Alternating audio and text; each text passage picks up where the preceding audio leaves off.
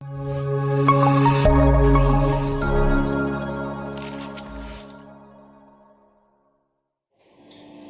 pelaut sekalian, pada kesempatan siang hari ini saya akan coba berbagi tentang Maritime Pollution atau MARPOL 7378. Aneks 1 yaitu pencegahan polusi oleh minyak. Catatan tentang segala aktivitas yang berhubungan dengan oil, mulai proses discharge kargo, discharge slope tank, pembersihan tangki, proses bunkering, transfer antar tangki, dan aktivitas lain. Segala bentuk pencatatan ini harus selalu ada di atas kapal. Yang kedua, Oil Discharge Monitoring System adalah suatu sistem yang mengontrol kadar minyak dalam air yang akan dibuang ke laut.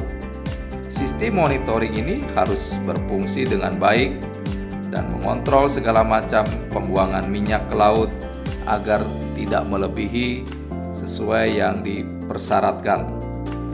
Sistem ini dihubungkan ke alarm yang akan berbunyi dan otomatis menutup saluran pembuangan jika minyak bercampur air melebihi 30 liter per mil laut dan kandungan minyak yang dibuang melebihi 15 ppm.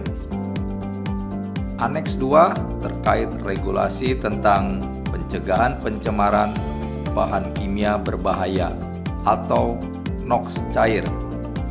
NOx cair terdiri dari 3 kategori, yaitu kategori X, Y, dan Z. Kategori X, jika dibuang ke laut dianggap menimbulkan tingkat bahaya yang paling tinggi kepada lingkungan laut, kesehatan manusia, sehingga diberikan larangan untuk pembuangan zat kimia ini langsung dibuang ke laut. Kategori Y, jika dibuang ke laut akan menimbulkan bahaya terhadap lingkungan laut dan kesehatan manusia, sehingga diberikan batasan mengenai jumlah dan kualitas zat kimia untuk dibuang ke laut. Kategori Z, jika dibuang ke laut akan menimbulkan bahaya relatif kecil terhadap lingkungan laut dan kesehatan manusia, sehingga diberikan batasan yang tidak terlalu ketat tentang pembuangan ke laut. Di luar ketiga kategori ini masih dipersyaratkan dan diperbolehkan dengan jumlah yang kecil pembuangannya atau pembuangan ke laut. Aneks 3, regulasi tentang pencegahan pencemaran barang kemasan berbahaya. Substansi berbahaya dalam kemasan dimaksud dalam substansi yang masuk dalam kriteria IMGD atau International Maritime Dangerous Good. Maka harus dilakukan beberapa prosedur sebagai berikut. Yang pertama, untuk pengepakan. Kemasan atau packing harus cukup untuk meminimalisasi bahaya yang mungkin timbul kepada lingkungan. Kedua, marking dan labeling. Kemasan yang berisi substansi barang berbahaya harus dilengkapi dengan informasi terperinci dan terpasang label bahwa merupakan marine pollutant. Terus material untuk penandaan dan pelabelan harus bertahan untuk pelayaran selama 3 bulan. Yang ketiga, dokumentasi bahwa semua barang harus dilengkapi sertifikat-sertifikat sebagai bahan pemeriksaan. Yang keempat, penempatan barang atau storage. Semua barang berbahaya harus tersimpan dengan aman, tidak menimbulkan pencemaran pada lingkungan laut dan membahayakan kapal. Aneks 4 atau SEWAC, regulasi tentang pencegahan pencemaran yang dihasilkan semua kotoran-kotoran kapal, baik limbah yang berasal dari toilet kapal, tempat buang air besar, buang air kecil, atau air buangan dari ruang medis kapal. Air limbah kotoran diklasifikasikan Yang pertama, kotoran yang berasal dari saluran urin, kakus, atau toilet kapal. Yang kedua, kotoran yang berasal dari saluran medis kapal. Yang ketiga, kotoran yang berasal dari ruangan binatang hidup. Yang keempat, kotoran yang merupakan campuran dari semua jenis kotoran yang dihasilkan oleh limbah kapal.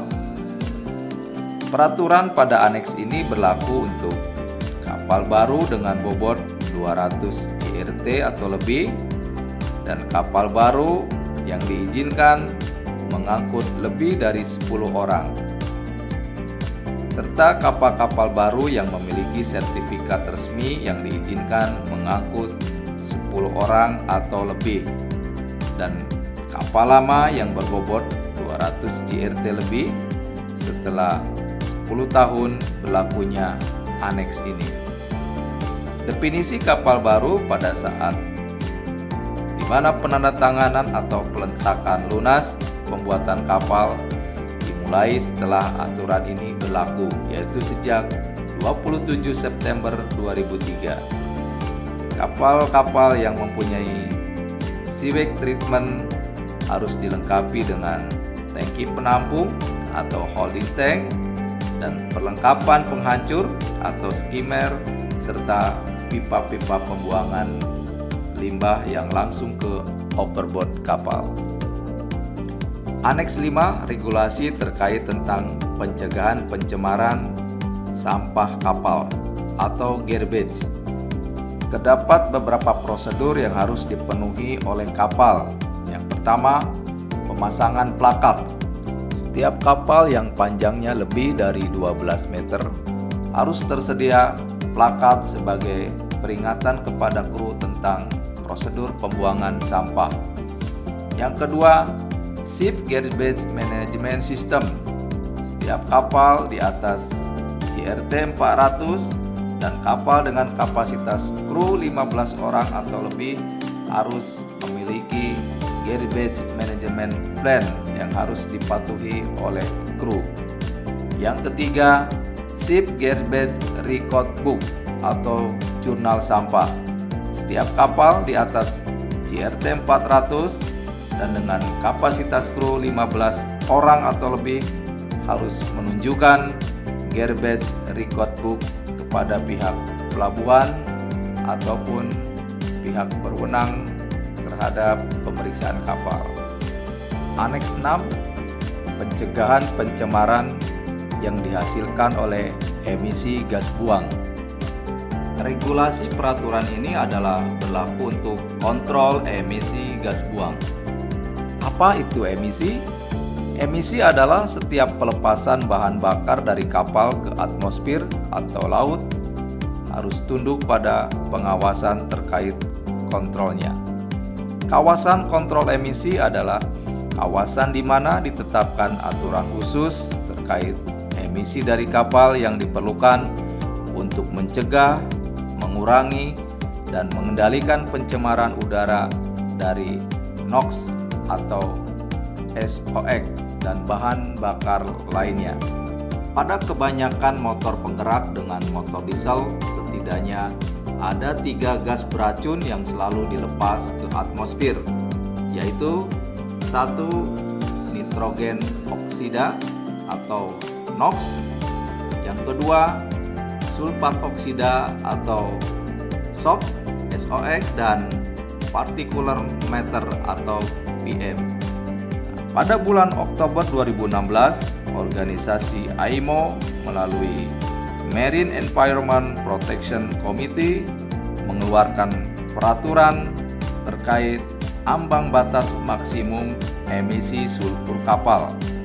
Peraturan ini dikenal dengan IMO Sulfur Caps 2020 yang sebelumnya ambang batas maksimum 3,5% m/m pada 2005 dan diubah menjadi batas maksimum emisi sulfur kapal maksimum 0,5% m/m. Untuk para engineer, dimohon perhatikan bahwa setiap penerimaan bunker kapal Anda, pastikan bahwa bahan bakar yang dikonsumsi oleh kapal Anda adalah bahan bakar yang low sulfur, di mana telah ditentukan ambang batas sulfurnya adalah 0,5% m/m. Sayangi laut kita, cintai laut kita untuk masa depan anak cucu kita. Terima kasih.